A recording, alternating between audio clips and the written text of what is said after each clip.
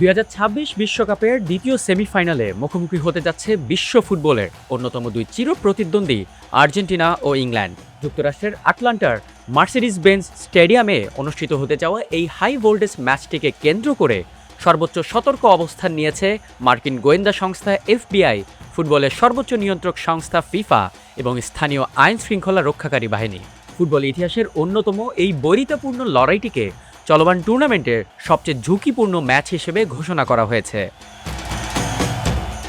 চলতি সপ্তাহের শুরুর দিকে এফবিআই, ফিফা এবং আটলান্টা পুলিশ বিভাগের কর্মকর্তারা সম্ভাব্য সব ধরনের নিরাপত্তা হুমকি মূল্যায়ন করতে একটি জরুরি বৈঠক করেন।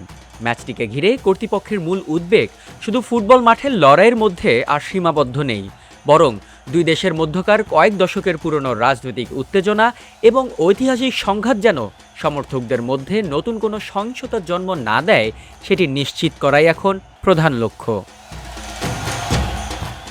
সমর্থকদের মধ্যে যে কোনো ধরনের অনাকাঙ্ক্ষিত সংঘর্ষ এড়াতে এবার বেছে নেওয়া হয়েছে বিশেষ কৌশল। ইংল্যান্ড এবং আর্জেন্টিনার সমর্থকদের স্টেডিয়ামে প্রবেশের জন্য সম্পূর্ণ আলাদা গেটের ব্যবস্থা করা হয়েছে।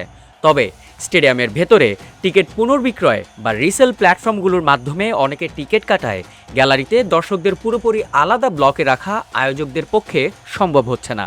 ফলে গ্যালারিতে দুই দলের সমর্থকরা একসঙ্গে পাশাপাশি অবস্থান করতে পারে এবং এটি হবে নিরাপত্তা বাহিনীর জন্য এক বড় চ্যালেঞ্জ।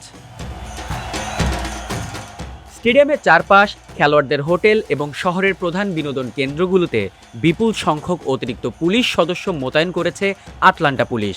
এক বিবৃতিতে আটলান্টা পুলিশ বিভাগ জানিয়েছে, এই গুরুত্বপূর্ণ ম্যাচটিকে সামনে রেখে তারা নিরাপত্তা জোরদার করতে অতিরিক্ত জনবল ও আধুনিক প্রযুক্তি ব্যবহার করছে, যাতে দর্শনার্থী এবং সাধারণ মানুষদের জন্য একটি নিরাপদ পরিবেশ নিশ্চিত করা যায়।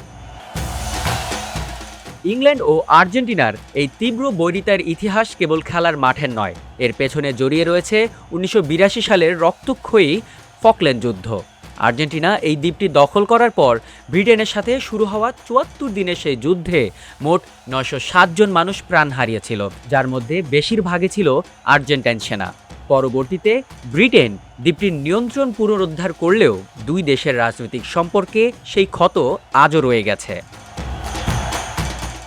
রাজনীতি, ইতিহাস এবং ফুটবলের এই ত্রিমুখী সমীকরণের কারণেই এফবিআই এবং টুর্নামেন্টের আয়োজকেরা ম্যাচটিকে অত্যন্ত সংবেদনশীল হিসেবে দেখছেন। মাঠের দুর্দান্ত লড়াই যেন কেবল পিচেই সীমাবদ্ধ থাকে এবং গ্যালারিতে বা বাইরে কোনো অপ্রীতিকর রূপ না নেয় তা নিশ্চিত করতে নেওয়া হয়েছে এই নজিরবিহীন নিরাপত্তা ব্যবস্থা।